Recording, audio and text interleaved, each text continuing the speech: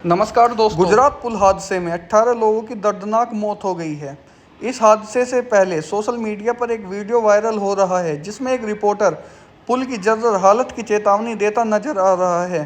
सवाल अब ये उठ रहा है कि अगर गुजरात सरकार को पहले ही वीडियो के माध्यम से रिपोर्टर ने चेतावनी दी थी, जब भी इस पर सरकार ने कोई कार्रवाई क्यों नहीं की।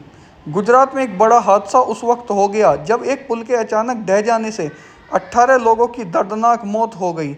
यह हादसा राज्य के एक ग्रामीण इलाके में हुआ जहां लोग रोजमर्रा की आवाजाही के लिए इस पुल का इस्तेमाल करते थे।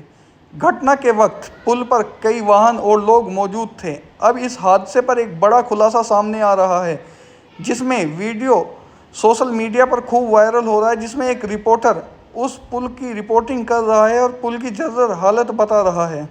गुजरात पुल हादसे से पहले का ये वीडियो सोशल मीडिया पर वायरल है जिसमें रिपोर्टर चिल्ला चिल्ला कर कह रहा है, यह पुल कभी भी गिर सकता है। वीडियो गुजराती भाषा में है जिसे आप सुन सकते हैं।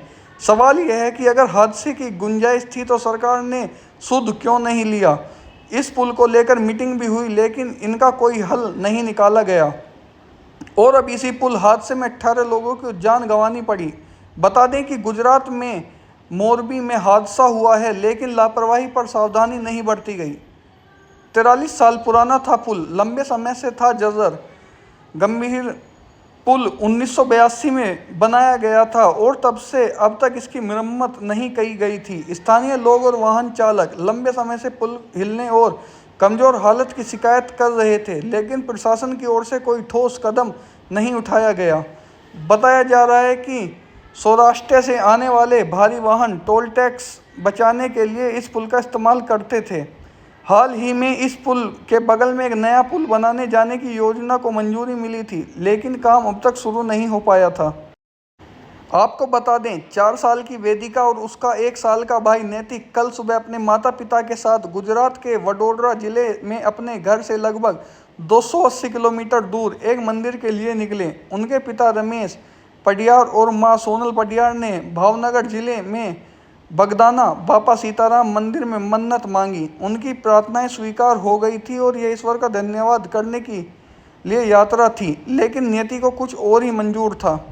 4 लोगों का यह परिवार कुछ रिश्तेदारों के साथ एक साथ सफ़र कर रहा था। वैन में गाड़ी महिसागर नदी पार कर रही थी, तभी 40 साल पुराना पुल टूट गया। वैन और कई दूसरी गाड़ियां नदी में गिर गई। पानी के नीचे सोनल किसी तरह एक दरवाज़ा खोलकर पानी के ऊपर आ गई।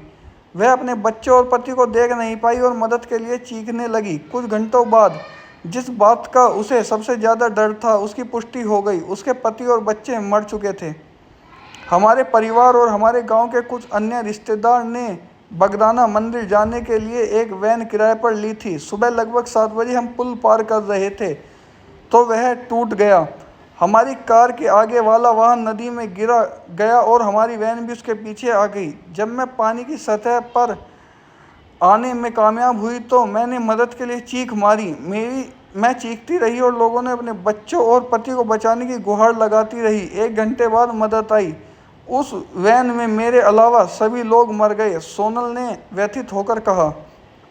एक वीडियो में सोनल पधारियों की त्रासदी से कुछ पलों बाद की हृदय विदारक चीखें कैद हो गई। नदी का पानी कमर से ऊपर था और वह अपने परिवार को बचाने के लिए मदद की गुहार लगाती दिख रही है। पुल पर मौजूद लोग मदद आने का आश्वासन देते सुनाई दे रहे हैं। दुर्भाग्य से मदद देर से आई। एनडीटीवी ने पधियारियों के घर मुंजापुर गांव में पंचायत सदस्य हर्षद सिंह परमार से बात की। उन्होंने कहा, पिछले कई साल में हम इस पुल का मुद्दा उठाते आ रहे थे। लोग कहते थे कि पुल जोर जोर से हिलता था और हम डर जाते थे। हमने अधिकारियों से इस पुल पर यातायात का दबाव कम करने की मांग की थी लेकिन कुछ नहीं किया गया। अब पुल गिरने से हमारे गांव के लोग मारे गए हैं। श्री परमार ने बताया कि रमेश और सोनल की 4 बेटियां थी और उन्होंने बगदाना मंदिर में बेटे के लिए प्रार्थना की थी। उन्होंने कहा उनकी मनोकामना पूरी हुई और उन्हें एक बेटा हुआ, इसलिए वो मंदिर जा रहे थे। अब इतने बड़े हादसे का कौन जिम्मेदार है? किसी को तो इसकी जिम्मेदारी लेनी होगी, ना तो प्रशासन की तरफ से कोई, ना सरकार की तरफ से कोई। प्रधानमंत्री नरेंद्र मोदी ने कल कहा कि गुजरात त्रासदी में लोगों की जान जाना बेहद दुखद है। राज्य सरकार पर निशाना साधते हुए विपक्षी कांग्रेस ने कहा कि यह गुजरात मॉडल के पीछे छिपे भ्रष्टाचार और पतन को दर्शाता है। आपकी क्या राय है?